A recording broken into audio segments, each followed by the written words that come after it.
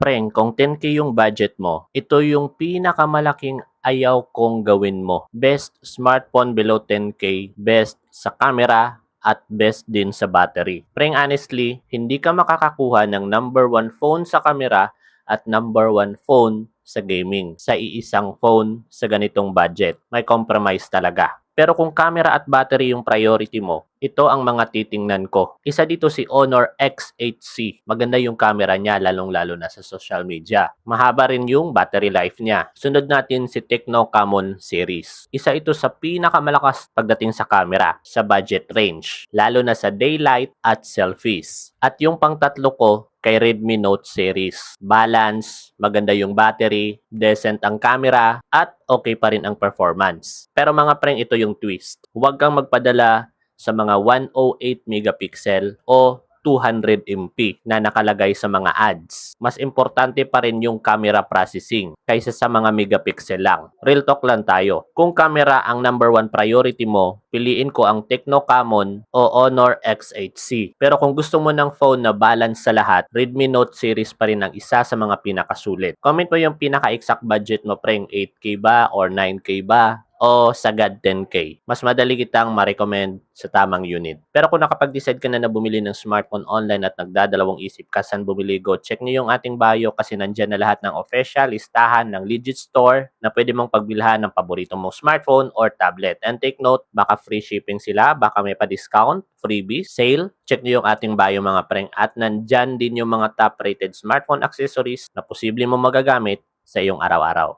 And again mga preng, kita-kits sa susunod na video. Follow for more.